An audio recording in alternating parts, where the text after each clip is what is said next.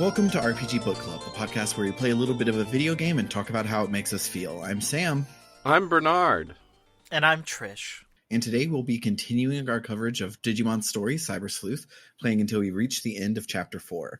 But before we get started, how was everyone's week? So Nintendo released a demo for Tomodachi Life Living the Dream, and I just started playing it like 15 minutes before we started recording, and it is so cute and weird and goofy and fun already.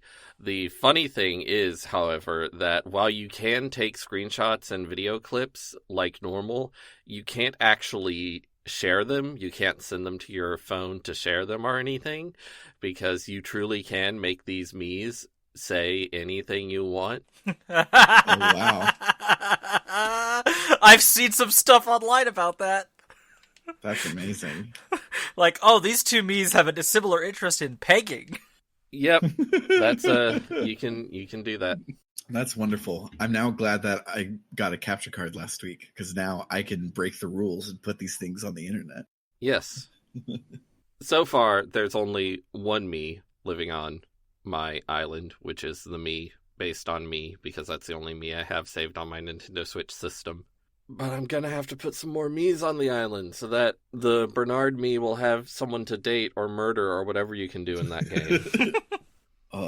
Yeah, Scarlett is obsessed with the original Tomodachi Life, and I didn't know that there was a demo out, so I'm going to have to get it and show it to her probably as soon as we're done recording. Yeah, at some point I need to get a working Switch / get a Switch 2, and then I can play it too.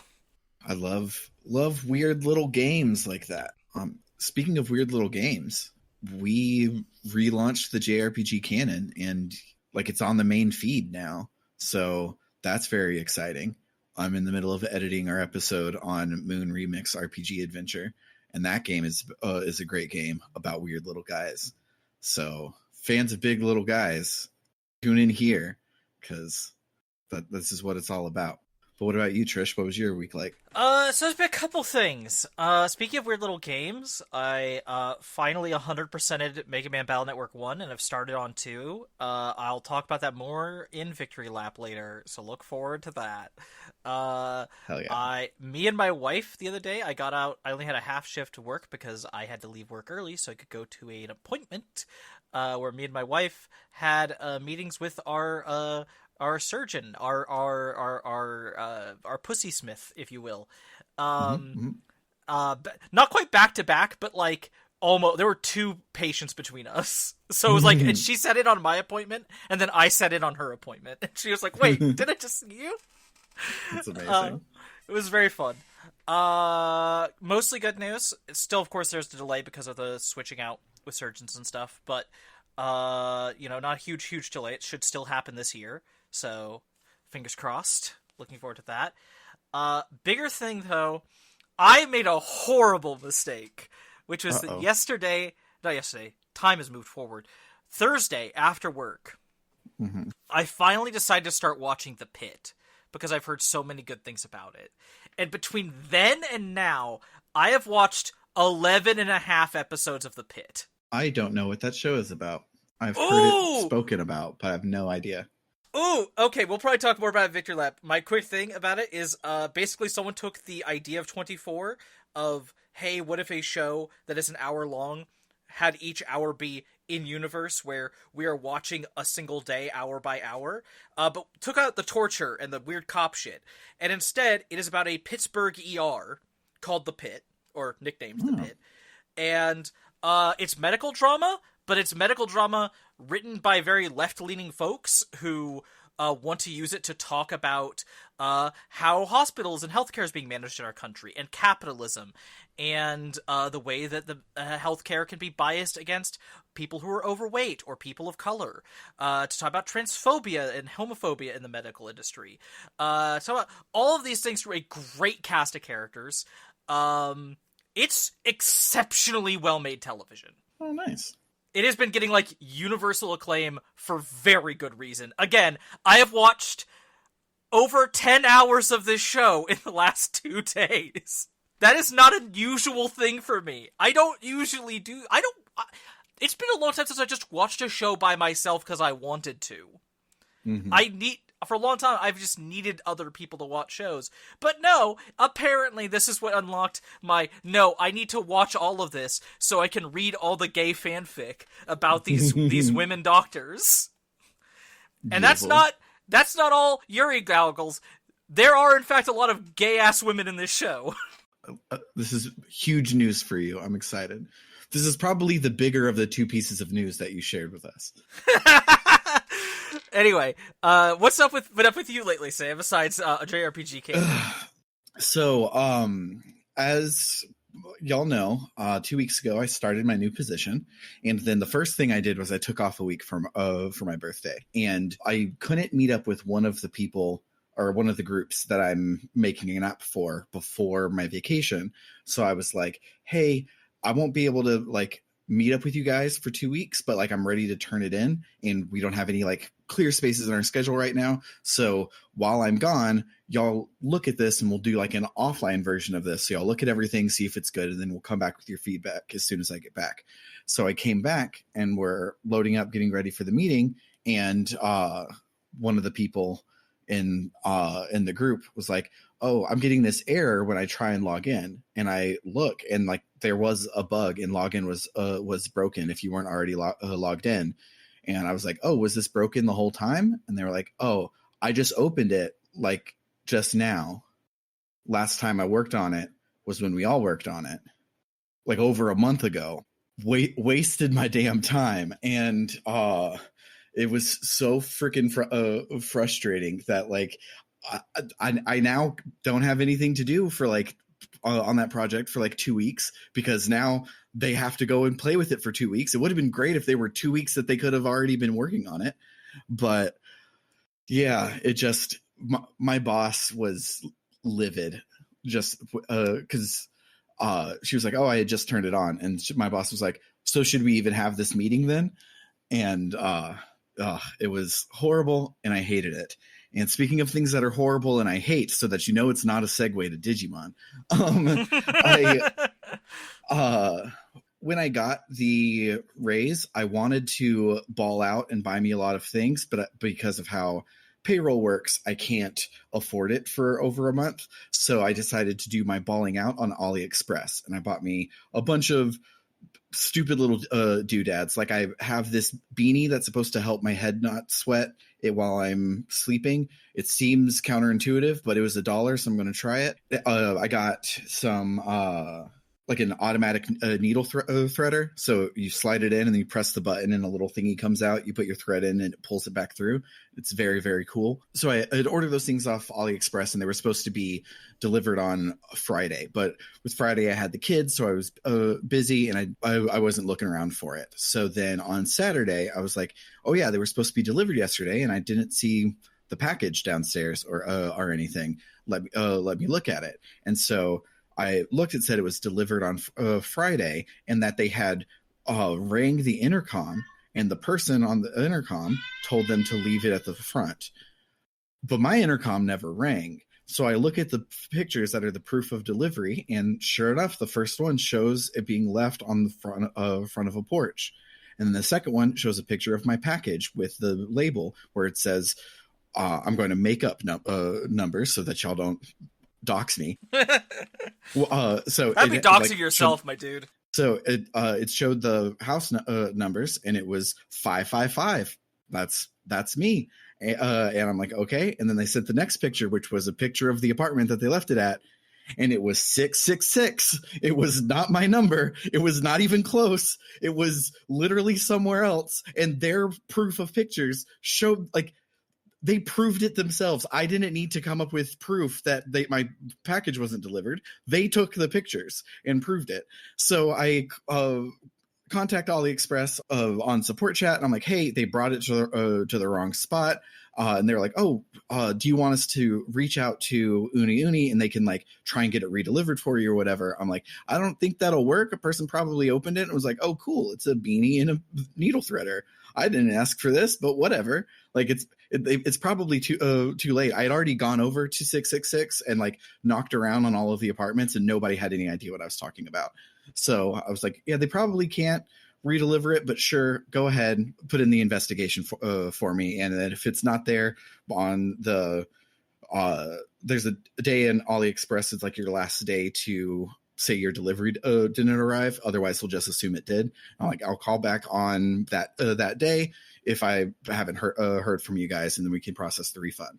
So that day comes around, and I hadn't heard anything, and so I go to open the app to call them, and I have a notification that says investigation complete, and I'm like, oh, awesome. What's the investigation? I open it up, and they say, package was delivered. See proof of delivery.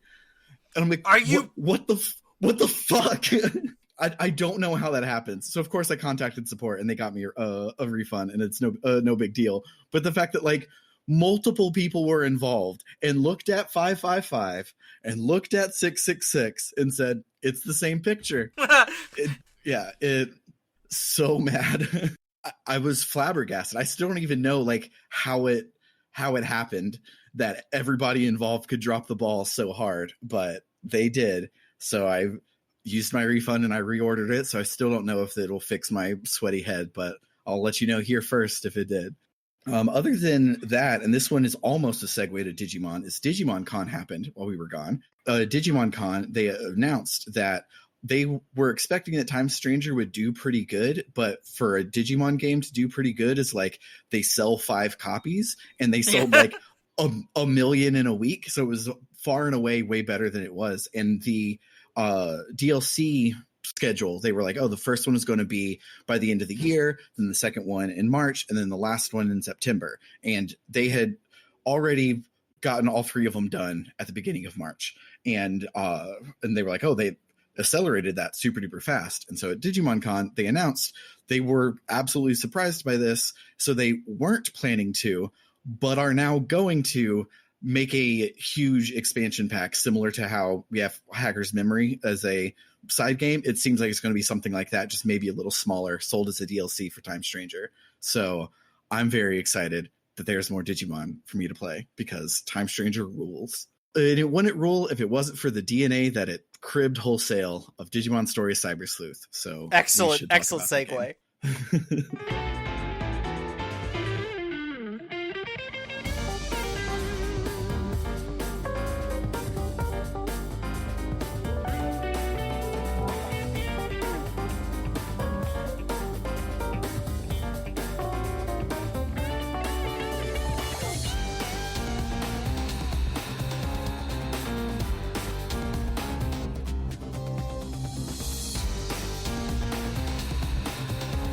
When we last left our heroine, her life was in danger. She was staring death in the face. She was drinking Kyoko's coffee. Totina miraculously survives, and we begin chapter 2. Kyoko teaches Totina about how to be a detective and gives us a few simple cases to check up on to prove that we've got the Digijuice. The first one we have is just to go buy her some coffee beans from the coffee shop on the top floor, which we do. While we're up there, we run into Nokia. She dresses exactly like her avatar, so we know that it's her. She's so glad that we're okay, and we tell her about us becoming cyber sleuths, and she doesn't want to know what that is, but figures that it's better than being a hacker like Arata. We get the coffee beans and bring it back to Kyoko, and Kyoko tells us that we're in a coma, and as such, the hospital probably notified our parents that we were in a coma, so we should call our mom and let her know that we're okay, which we do, and now our mom texts us all game, which is awesome. It's really cute. I like it a lot. Kyoko says that we have a case to do in Shinjuku, so we head over there and we run into Arata, who also dresses like his avatar. He says that he's been following up on the Hellbeast spawn thing that done cybered us, and the admins swear that they have no idea what it is that he's talking about, and he says that that's fishy at best, but he has an appointment to catch, so he heads out. We run into our friends from school and also tell them that we're fine and not in a coma, and they were like, we had like a goodbye party for you and everything. And like, no, I'm fine. And they're going to be texting us for the rest of the game, apparently. And I'm like, I don't care about you. Not at all. I only bring them up now because they tie into the plot in this next chapter, and then I'm probably never talking about them again. I only care because I want to help this girl who's apparently my friend stop obsessing over this boy band. Absolutely. she's obsessed with they keep saying the band Jimikin, but as we know later, it is a pop singer, not a band. So it is a pop singer, Jimikin, and she brings them up like 4 times in this very short conversation. And then our other friend, Ryota, so that was Sakura. This is and then Ryota is a boy, friend, and he says that she's been like this for a while lately. There is a lot of really weird stuff with the localization of this game, which I will talk about extensively in Memorable Moments, which is probably why it is sometimes given the impression of being a band and sometimes given the impression of being a solo act. Yeah. Famously, this was a thrown together Vita game translation, and that's not saying a lot. In fact, the East 8 Vita translation was so bad that they hired a new translating team and retranslated it when they ported it to everything else. Vita didn't have a lot of great translations. I mean, I was literally about to be like, if we compare to the Danganronpa translation, like, I feel like it's of similar quality, derogatory. I don't actually remember what our case was from Kyoko at the time. I think it was just an excuse to run into Arata and our friends. So we head back to the detective agency, and Kyoko says that we're just in time because a client is about to arrive. The client is Yuko from the special ward, the goth cutie.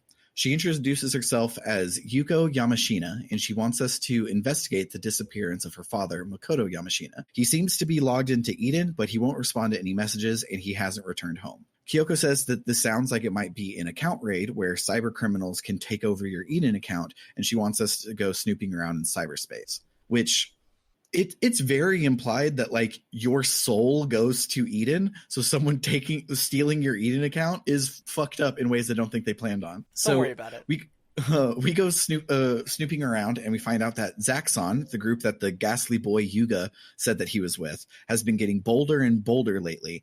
And we find an ex-member who says that he quit because too many slime balls had joined, and he's not talking about in-training Digimon. He says that the leader is really, really cool, and like his ideas for the organization and stuff are fine, but because there's so many shitty people below him, it made everything suck, and he doesn't want to be there anymore. So eventually we make it to Kowloon level 2, and we get another floor of our main dungeon to explore.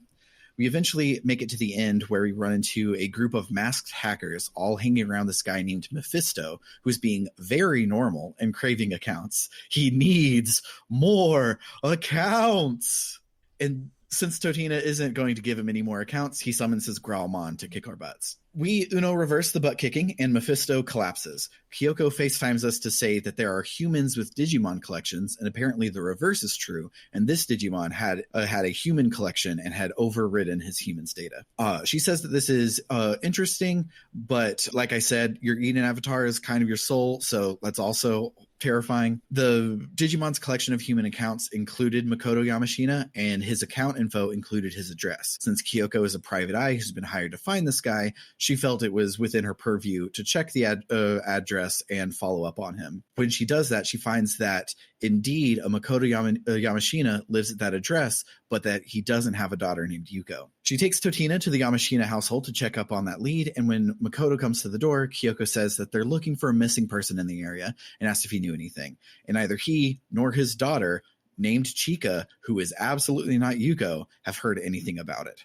So Kyoko thanks them for their time, and we head back to the agency. And on the way out, Kyoko's like, oh, by the way, your Eden account was hacked, but as part of our investigation, we restored it for you. And then weirdly, him and his daughter both are like, Eden? Fuck you, and kick us out. That's weird. So Kyoko's like, there are 2 things that are weird about this. First, it's obvious that Yuko is not his daughter and that she was using a fake name. Why was she trying to get information about this boring NPC guy that doesn't have his own model? And the other thing is, never mind. We'll talk about that later. So back at the agency, Yuko comes in for a report, and Kyoko tells her that Zaxxon was involved and that Makoto Yamashina is fine and living at home with his wife and daughter, Chika. Yuko has a terrible poker face, but thanks us for our service and gets up to leave. Kyoko is like, come back anytime and feel free to use your real name, Yuko Kamashiro. Totina is very surprised at this, and I'm not. Yeah, right.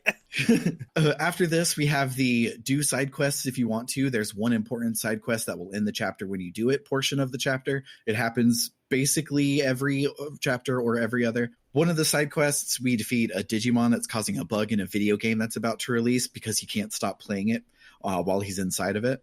One is from Mireille, and she introduces the running side quests throughout the game where she has a list of 30 hackers who abuse their Digimon, and she wants us to go kick their butts. So we go and do that. The quests surprisingly rule, and I'm going to go way into them on Min-Moms, but for the plot section, they're not that important. The quests are indeed very good. I just want to say, it is very funny to me. It's like, these people are abusing their Digimon. You need to go teach them a lesson by beating up their Digimon. Yeah. She also says that if we investigate at the Digifarm, we'll find more of these cases. But in all of my playthroughs of this game and Hacker's Memory, every time I've investigated a case, I've gotten I'm a random Digimon and I lost something and I can't even think of a something that I lost. Can you go find my something at area? And those are the only Digimon side quests I've ever gotten. So maybe I'm doing it wrong. It's happened to me too. I don't think you're doing it wrong. I got like 5 of those, and I got one that was a hacker on the blacklist. Oh, that shit. I had to go and fight.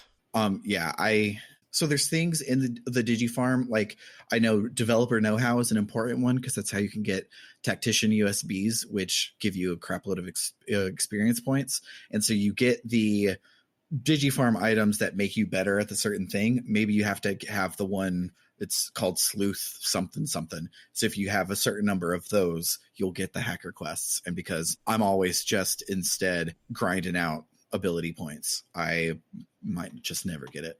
There's another side quest about stopping a Phantom Thief hacker with Matayoshi, and it turns out that the hacker is actually a cop bootlicker who wanted to get caught because he loves the police, and it's gross and I hate it. The important side quest is one about the AC in Nakano Broadway going haywire and making it super cold in the building. Even worse, the people are reporting getting transmissions of the face of a creepy girl staring at them with loud white noise as the only sound. So we must seek out this ghost in the machine and fix the AC problems. We ask around and learn from the K Cafe owner, who never gets a name. He's just the K Cafe owner, which is great. He says that the building used to have central air, but it doesn't anymore. So it doesn't make sense that the air everywhere would be on the fritz. The central air system that the building used to have was a huge refrigeration device in the basement, and it would pump the cold air up to the businesses above with fans. This was more efficient because the basement was home to Japan's first vacuum tube computer, so they needed a bunch of cooling for that machine, so it made sense to have an AC that cooled both the computer and the building. But after they retired that computer and got everyone individual AC units, they lost track of where the computer is, and no one knows what happened to it. So Kyoko calls us to say that she backtraced it, and the girl in the transmission is pop idol Fuyume Yuki from several decades ago. So someone is using her image because Fuyume would be older than a young girl at this point. The transmissions are coming from behind the wall in K Cafe, so we head there and jack in. When we get to the other side, we see a cute little Wanyamon who is begging us for help because he's being attacked by a Frigimon who wants to make it colder and colder and colder. After kicking the Frigimon's ass, we've asked the Wanyamon his whole deal, and he says that he has no idea. He was asleep until very recently, and he doesn't remember anything before going to sleep. When he woke up inside the vacuum computer that was his home, he found the Nakano intranet and was exploring everything when the Frigimon went crazy. And when that happened, Wanyamon wasn't able to move around, so he called for help by sending out those messages with Fuyume in them. And he picked Fuyume because she's super popular, and he knew that people would help him if it came from a pop princess. He then starts to remember a few things about his time from before he went to sleep, and it's all like the World Fair in the 40s sort of things. And Kyoko's like, these don't feel like random bits of data, but seem to have some humanity to them. And this Wanyamon might be built on the remnants of someone's data from inside the vacuum computer. But that investigation is for another side quest. For now, we turn in the quest and we get a text from Nokia that she needs to talk to us. She wants us to investigate something for her, but Kyoko says, even if they're your friends, if someone does something professionally, you should pay them for their services, which is very, very true. Nokia agrees with this fact and says that she needs our help to find Agumon and Gabumon. She hasn't seen them since the incident and is worried about them. so we agree to help and we meet up with her in Kowloon. She's being accosted by some thug hackers from Zaxxon when we arrive, so we kick their ass for her. Nokia thanks us and we continue into Kowloon to look for Agumon and Gabumon. There are ants on the path, so you can't cross of this area is some guy who wants us to tell him how to get a girlfriend. So you sleuth the area and you find out, of course, Digimon is how you get a girlfriend. We all know this. How do you think? Obvious. How do you think I have 6 girlfriends? After getting past him, Nokia wonders aloud what Agumon and Gabumon meant when they said that she smelled familiar. Could she possibly have met them before? Then there's a very lesbian scene of Totina sniffing Nokia, and it's very, very good. Then they hear Agumon's voice from across the loading zone, and he's calling for help. So we head over there, and Agumon and Gabumon are being accosted by hackers too. Nokia runs up to them, and they sexually harass her. So she's like, oh yeah, well, my girlfriend is right here and she's gonna kick your ass. So we kick their ass. And after we do, an annoying little freak calls out that this just won't do. This annoying freak is Jimikin, the pop singer. He's fucking annoying and I hate him. It turns out that not only is he a pop idol, but he's also a top honcho hacker in Zaxxon. And he says that people like us who think that pets are family are stupid. And when Nokia says that her dreams are crushed because her bias turned out to be an idiot doofus, he gets mad and attacks us. I die in one hit because my partner was a freshly evolved data type, and Jimikin, because he's an edgelord, has a Devimon and 2 Miramon as his partners, and I did not stand a chance. So I do the entire chapter over because I forgot to save before the cutscene, and then I take down Jimikin with the vaccine type. Jimikin says that he was just warming up and he has much stronger Digimon that he's going to fight us with, but then Yugo, with a G, from Zaxxon, shows up with a new character named Faye, who I love, and tells him to knock off. Ever since Jimikin has risen the ranks of Zaxxon, he's been acting like an idiot and ruining the atmosphere of Zaxxon. And Yugo says that Zaxxon's rules must not be broken. And Jimikin is like, whatever, you can't boss me around. I'm out of here. I'm going to go celebrity in the real world. Faye tells us that we should get out of there since we must be with a rival hacker group, but she'll let us off this time. Then she sees Agumon and Gabumon and says that she should take them for herself, but Nokia and Totina won't let her. She starts to retaliate, but Yuko tells her, knock it off, and they leave. Nokia reunites with Agumon and Gabumon, and they say that they came looking for Nokia because they were worried about her. Nokia says that she's surprised that humans would be able to program something that's advanced enough to have emotions such as worry. Agumon and Gabumon think this is hilarious. They bust out laughing for multiple text boxes, and then they explain that they are from the digital world. It is another world than the human world, but because of the blurring between IRL and cyberspace that's going on in this world, and so they're like, shit's going down in this world, and that's why all the Digimon are coming over. But we didn't just show up here by chance. We came here on purpose because our purpose was to accomplish something, but we can't remember what it was. Nokia says, don't worry, it'll be okay. She'll help them remember. And thus Nokia receives her Digimon partners. Kyoko calls us and says that normally she would call us back to the agency to debrief, but we should hurry to Shinjuku because something is happening there and we should look into it before the police shut it down. When we get there, the subway station has been turned into a sparkly purple cyber mess, and Arata is there investigating too. And he says that they should try and find a way inside the subway station. But before we can get in, disaster lesbian Detective Inspector Makiko Date shows up and tells us to get away from it. She recognizes Arata from somewhere and he says, well, that's my cue to leave, and he hops into the digital subway, so Totina follows him in. The subway inside is half cyber, much like Totina is. It has the look and feel of a Tokyo subway station, but everything is glitched out in digital. Arata says that he thinks he saw something in the distance, like maybe the ghost of the pale boy, but he's brief and he's not sure, but he wants to go investigate. Totina doesn't have any connection to call out to Kyoko or anything, like her Digivice won't connect out, which is weird, so we decide to just do what we do best and sleuth this cyberspace. After a while, Arata says that we're being followed, so he calls out to whatever it is, human or Digimon or whatever, that's following us to show themselves. And then our second weird little freak of the episode shows up. He swears that he's nothing to be afraid of. His name is Akemi Suedo, a researcher from Kamishiro. And he says that he was surprised to see that other humans were already here, so he was just hanging back and seeing what we were up to. We ask him what he is up to, and he says that he's investigating the digital wave, a mysterious wave of energy that carries data from cyberspace, and that this has turned the real world into cyberspace. I'm guessing it's like 4 or 5 text boxes that aren't how computers work, and I don't understand what the hell is going on, but The digital wave is the important proper noun in that sentence. He's investigating the digital wave. He asks us if we've encountered an eater yet, and we say we don't know what that is. And he says that eaters are the name for the Nautilus hell beasts that we faced when we lost our body. Eaters are called that because they consume and completely destroy the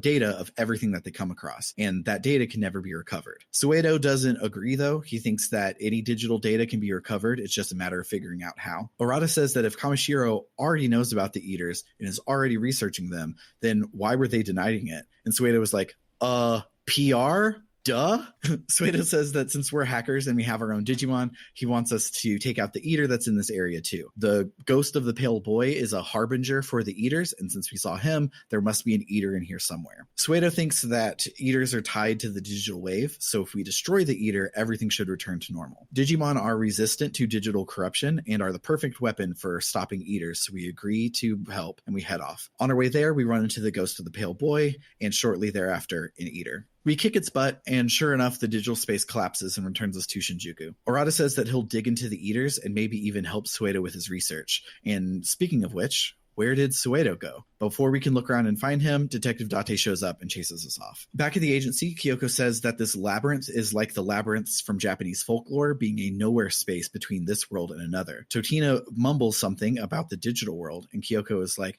wait, where did you hear that name? So Totina tells her about what Agumon and Gabumon said, and she's like, so Digimon are creatures from another world? That's pretty hard to believe. And it's like, that's not the way you reacted when I said digital world the first time, but whatever, Kyoko. Kyoko says that there have been more than one weird thing happening in Shinjuku and wonders if these two were caused by the digital wave, and more importantly, what's causing the digital wave and why now of all times. It's side quest time, so we pick up a few, and the only important ones follow an occult club who are investigating weird things going on in Shibuya Crossing, such as a ghost story called Shibuya Hirosaka. They ask the detectives to help them prove if it's real or not. Apparently, if 5 people split up on the 5 hills in Shibuya and sing the Hirosaka song while walking to Scramble Crossing, and they all arrive at the exact same time, someone will be brought back to life. We agree to help, and Kyoko says something about this is fishy. It's probably a Digimon involved. Go use your powers. Save the day. So we go to help, and Kyoko hacks the mainframe to make sure that we always arrive at a crosswalk when the light is good so that everybody can make it to Scramble Crossing at the same time. And it worked. We arrived at the crossing at the same time, and weirdly, the most busy pedestrian intersection in Tokyo is deserted. There's no one with us when we arrive, except for a girl in a school uniform in the distance with a question marker above her head. We follow the girl around, and she says a bunch of creepy stuff and then comes right up to us in the occult club. We're super freaked out, and then someone calls out for Totina to watch out, so Totina shoves the occult club out of the way, narrowly avoiding being hit by Truck-kun. And then suddenly everyone's back in Shibuya, and it's busy as normal, and everything's back to normal. Kyoko calls us back to the detective agency to debrief. She shows the group a picture of a girl and asks if that was the girl that we saw in the no space version of Shibuya, and we say that it is. Kyoko says, well, that settles it. This girl died in an accident in the Shibuya Scramble and was hit by a truck. So the ghost story must have been real. We must have brought her back to life by singing the Hirosaka song. The club is like, oh my god, ghosts are real. What do we do? And Kyoko's like, we're not ghost hunters or exorcists. What do you you didn't pay us to do that. All you can do is pay us for helping you with detective stuff. So yeah, it was just a real ghost story. No Digimon involved. We just brought a ghost back to life. It rules. We do a few more side quests with the occult club, like one of the girls' Digiline gets hacked by a little precocious kid. And then after those side quests, we run into Yuko at the food court in Nakano. She's here for another case, but when we ask her about the case, it starts chapter 5, so we will cover that next week. But for now, let's talk about our memorable moments.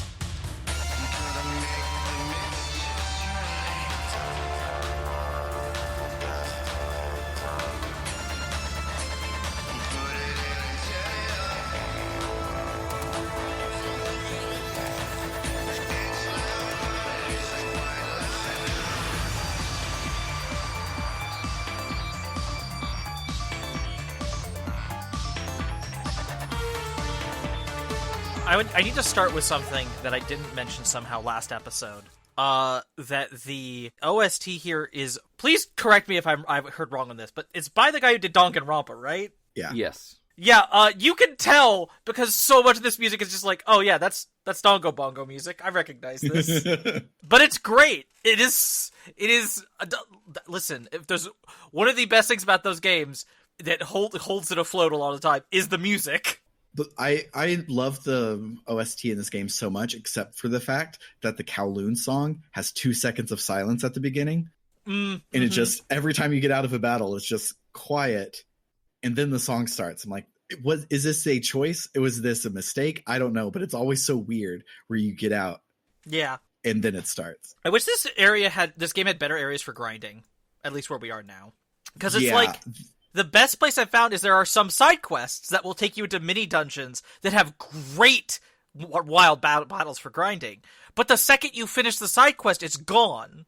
Yeah, so you will be able to get those back at the Digilab in the dungeon repeater after it's been asset reused for its final time. It doesn't unlock it the first time you go there. It unlocks the last time you go there. So it'll be like almost the end of the game, and you'll finally get Digital Space 2 sort of thing. That's so it's fucking very stupid. Weird. That's so fucking stupid. It's very stupid, but you get a couple of them pretty soon, and you need to digivolve into the silver poop guys because they give you an EXP bonus, and both Sukamon and Numamon have a platinum version, and their battle skill is tripling your EXP. So do those. That's how helpful. You grind. That's very helpful to know. I do have, as I said earlier, I have 3 ultimates, one of whom is a DNA Digivolution. So for Bernard, a DNA Digivolution it's a Digivolution that requires 2 Digimon, and it's not really like they fuse together. It's really more like one of your Digimon eats the other, because whichever one you click for the Digivolution, it permanently gets rid of the other one you're using, and nothing transfers over. No skills, no stats. Yeah, if you de-digivolve from DNA Digivolution, whichever one you select, like, oh, I want to de-digivolve to this one. Okay, you only get 1 Digimon back. If you want to re-digivolve, you need to get another of whatever of the components again. That's fucked up. In Time Stranger, they fixed that, but they fixed that in the way where if you are, say you have a Hawkmon and a Gatomon, and you want to make a Sylphimon, which is what I did. Yeah, their combo. You also can just get a Sylphimon by digivolving from Minervamon, I think. And so if you take your one Minervamon, make them a Sylphimon, and then de-digivolve them down to Gatomon, you get a free Hawkmon. Infinite Digimon. Listen, how this game works is bullshit, but I kind of prefer that to what you're describing. Yeah, it's very silly. Yeah, my current party is Sylphmon, who is from one of the mons used by 2 of the main girls in Digimon Adventure 02. I have Lilymon, used by my girl Mimi, best Digidestined ever from original Digimon Adventure. And I have, I think it's Taomon, which is the ultimate level of Renamon from Tamers. So I've got the girl Digimon from girls? The first 3. You know what? I think I might like girls, yeah. But it is funny, because I am walking around with 3 human women. Well, humanish. But once I evolve Taomon, that she will just become like a human woman in a fox mask. Yeah. My current party is Panjiamon, which is a big buff lion man. Stingmon, which is Kamen Rider. Mm-hmm. And Garurumon, which is a big dog. Oh, yeah. Wait, Garura or Garuda? Garuru. Okay, very different from Garudamon. Yes. Okay. Just a big dog. Big dog. Oh, yes. Okay, that one from Digimon. Yeah, okay. Yeah. I know what you're talking about. I never gave a fuck about Matt, so a lot of his Digimon Digivolutions are blank in my brain, but it took me... I remember. I've just been digivolving all my Digimon, just trying to get as many different Digimon as I can, just to see how fucked up they are. Mm-hmm. There are a lot of them that are just guys or women or whatever. Like, I feel weird about, like, putting my Otismon on a farm and throwing meat at him.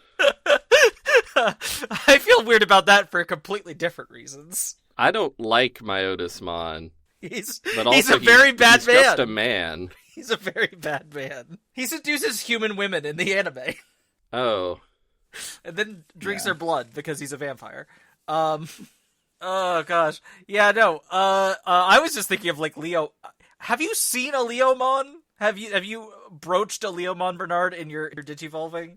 I've not found Leomon, but yeah, I know of Okay. Yeah. Leomon. Leomon is Okay. essentially the same thing as Panjamon. Apparently, they look the same. They're just like different colors. Oh, it's one of the just different. Okay, like Gatomon and Black Gatomon. Yes. Yeah. This game, more than almost any other, has a lot of they're the same thing, just a different colored Digimon, because this was made for $6 for the Vita. You can and it's tell. a lot easier to change the palette of a Gabumon to get a Psychmon than it is to add anything else. So can we talk about the non-binary scammer? Absolutely. Oh, I love them so much. I love them a lot. There's a whole side quest about this group of siblings who are all doing different scams, and they're all pretty awful kinds of scams. And then like each time you beat one, it's like, well, my big brother's gonna get you for this. And you get to the eldest, and while the eldest has a guy avatar, you talk to them, and they're like, huh? Yeah, I'm not a guy or a woman. I have to pick a gender on for my avatar in this game, which really pisses me off, to be honest. But yeah, I'm here to kick your butt and scam people, and I'm like, dope. Be gay, do crime. Yeah, it's so good. They said the thing that set them off is they were going to join a dating site, and the dating site also made them pick between binary gender. And they're like, you know what? Enough's enough. So they made 2 accounts, one male, one female, and just are scamming people with the classic Western Union scam. And it's very good. 10 out of 10, no notes. 10 out of 10 for that. I do have some criticism of this game here a little bit, which is, listen, that non-binary person, love them. They can be gay and do crime. Totina is gay, cannot do crime, because No.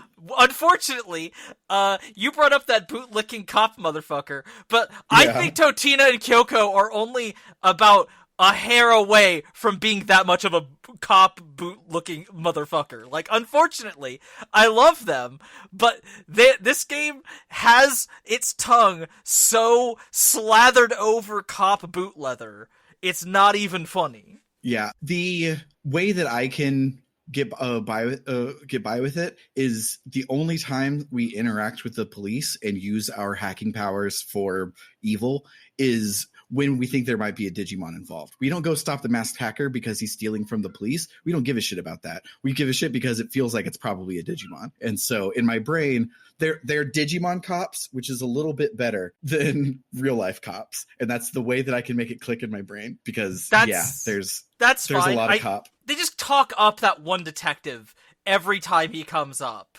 And it's just like so much singing the praises of the Japanese police force that I'm like, y'all, of any police force in the world, the Japanese police force? I love when Kyoko says, he told the Shinjuku Matagi, open parent, a cop who loves Shinjuku, close parent, that he was going to steal top secret police information. I love that she says that sentence aloud. Yeah. I do also love Matayoshi because he's just Columbo, and he's great. And similar to when I'm watching Columbo, when I suspend my disbelief there, even though it is a plot point that he is not a private eye and we are, I'm like, no, he's a consulting detective. He's not a cop. It'll be fine. You got to do what you can. Speaking of things that people say out loud, this game several times, the funniest one is at the beginning of chapter 2, where it goes out of its way to explain an in-universe reason for a gameplay extraction, which is very stupid. So at the beginning of chapter 2, when you run into Mireille, she's like, oh, hey, let me give you this mystical Digimon technology. And now the stuff that you buy in the real world, you can take with you into the digital world. That's why there's a shop both outside and inside Eden. And that's how you have an inventory. This whole cutscene is just to explain something that you weren't going to think about. There is a Digimon called Gatsumon that I unlocked this week. Yes. Just sort of a little rock goblin. Uh-huh. And I was like, I don't really like this Digimon, that I'll put on my farm and digivolve it. So I digivolve it, and it digivolves into Icemon, who is a champion level Digimon who looks exactly the same in a slightly different color. And I'm like, okay, whatever. Ooh, I can digivolve it again. Oh, now it's Meteormon. Now it's an ultimate level who looks exactly the same and is a very slightly different color. Yeah. Again. Yeah. It's like a running gag.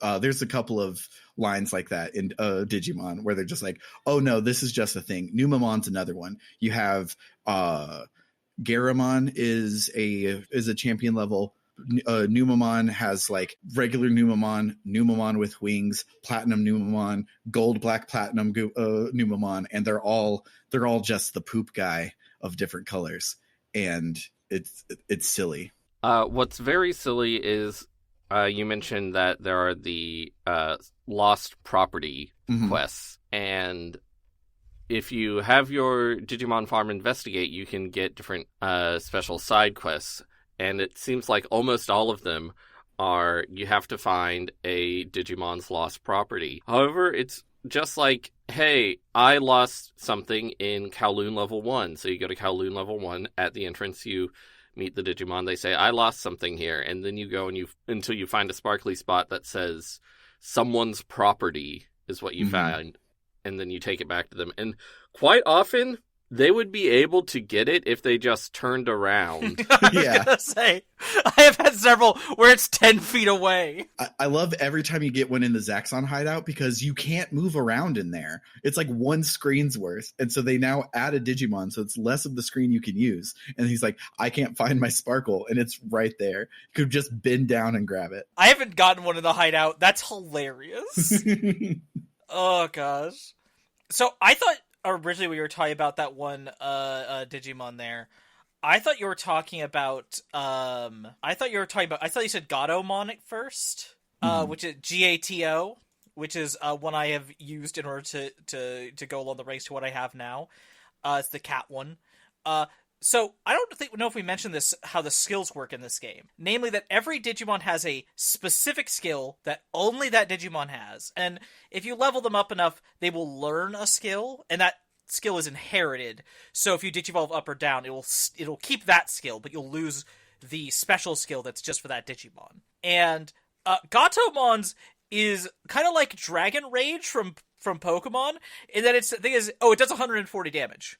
It doesn't care about resistances or vulnerabilities or anything. It just does 140 damage. And when we got to the bit with the Eater, it was hilarious because I just was able to one-shot it with that.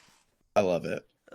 Yeah, I love the inheritance system in this game, and it gives me a excuse to go up and down the Digivolving tree in my mod where everything has the same stats, so you could beat it with the bubble guy if the bubble guy was your favorite. And so there's really not a point to do it. You can just keep one and level them up the whole time. But like, I need a ice type move if I'm going to be fighting a Miramon and a Devimon, because they're going to kick my ass. So I had to stop leveling up all these cool fire dragons that are a bunch of my favorites, and then go level up Gomamon for a bit.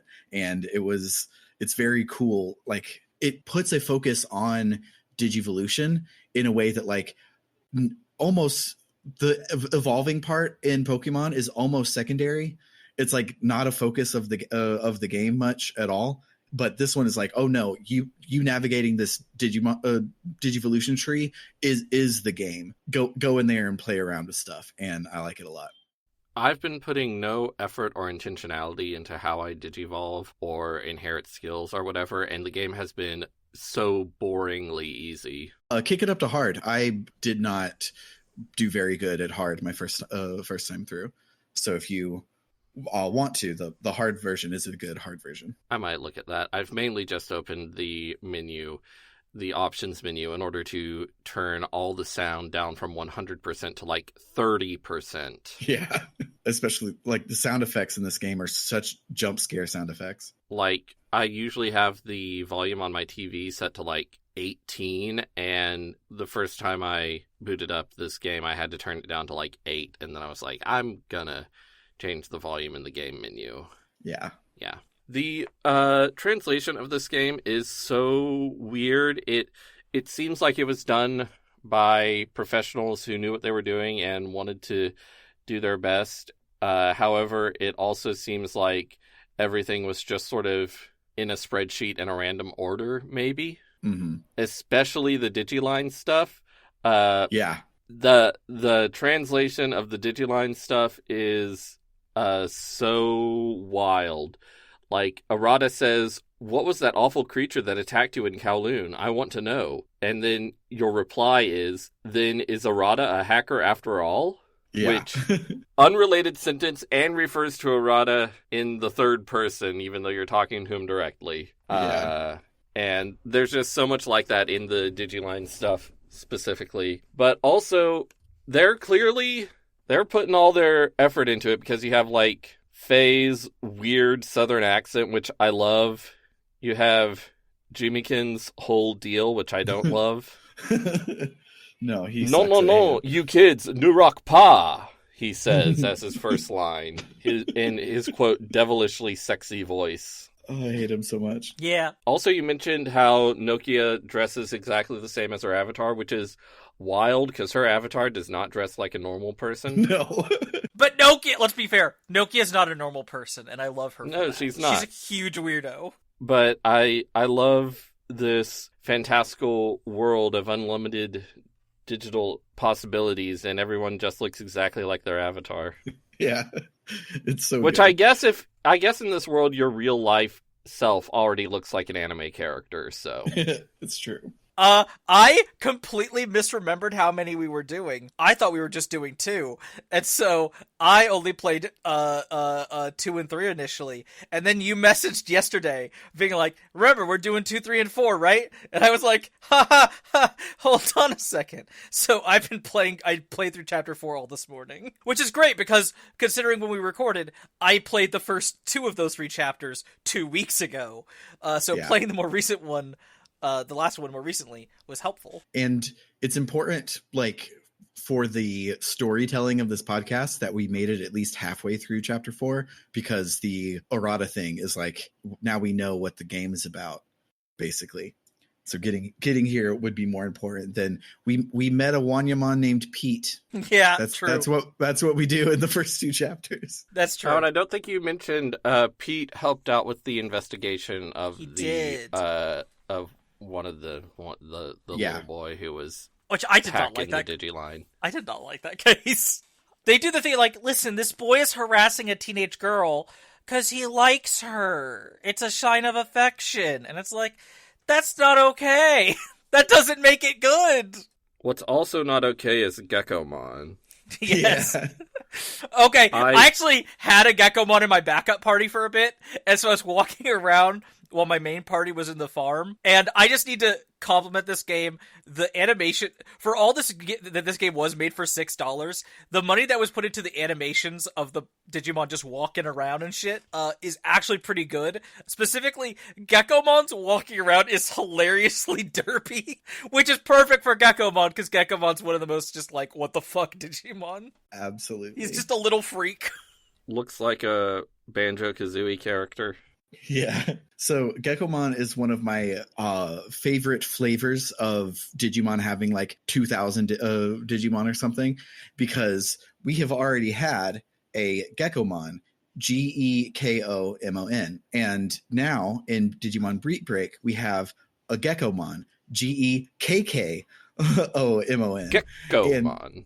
And they do this a lot. There are 2 different ones that are just pronounced Shakomon. There's 2 different Starmons. They do this a lot where they've run out of names for all of the Digimon because they keep making games that are underfunded, and they're like, well, we need a new one. All we have is a Gabumon sprite. Okay, now it's a pink Gabumon. It's called Psychmon. That's new Digimon right there. Easy. Next one. And so they've run out of so many Digimon names, and that a fan favorite Geckomon from Adventure is now there's also a Geckomon who's in Beat Break, and I love it so much. I just have I'm looking through my screenshots. I have lots of screenshots of just localization errors, such as Kyoku referring to a conversation as a conversion, Or Kyoko saying of her and the player character, "We're Cyber Sleuth."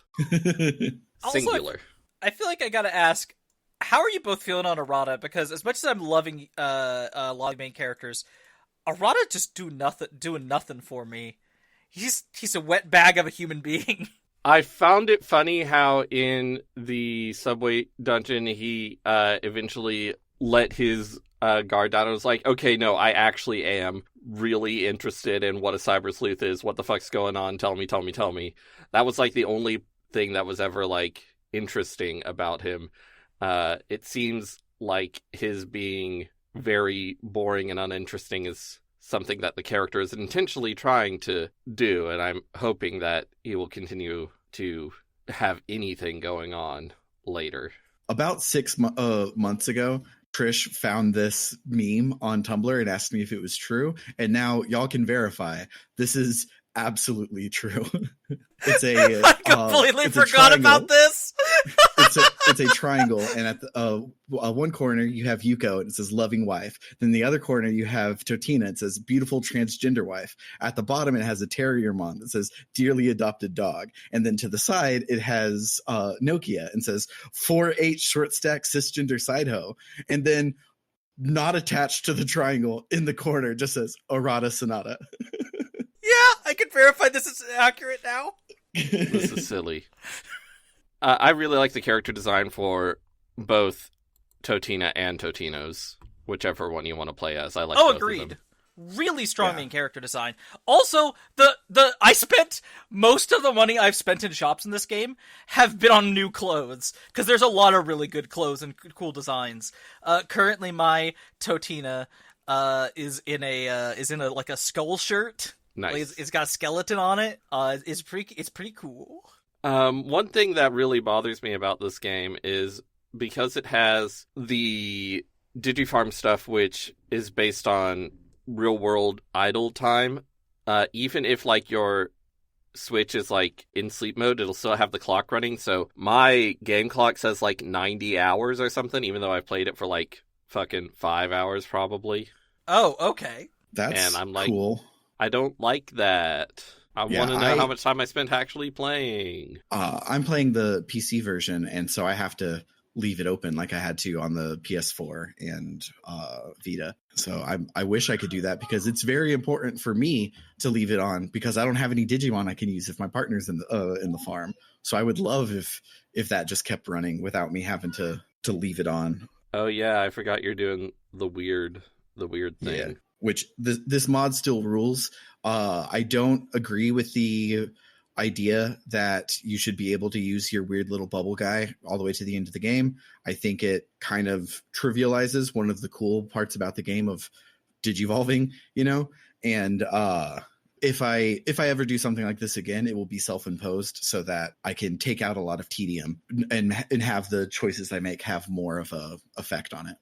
There was a part in the dungeon with Arata where Suedo's like, oh, go fight the eater. And Arata's like, with what? Like, our Digimon? Like, aren't you guys big shots? Don't you have some science you can use? Like a camera watch that can detect hidden objects, or a ball that we can stuff captured creatures into, which is Yokai Watch in Pokemon. And I love it, because then Suedo's like, no, that sounds dumb. It's very, very good. Suedo says, those are some oddly specific examples there. Yeah. Another thing that I love is in the Agumon and Gabumon quest with Nokia. Nokia sees that they're getting picked on, so she runs up first and is like, leave them alone or I'll stop you. And Agumon is like, oh my god, Nokia, you're so cool. And then when they're like, oh yeah, what are you going to do about it? And Nokia's like, Totina, you do it. I'll stay over here and not get hurt. Gabumon's like, maybe you're not so cool, Nokia. Which is very good. I think maybe Nokia is secretly not very cool. I disagree. I think she's very cool. I like her. I just don't know if she's cool. Yeah, I don't think she is.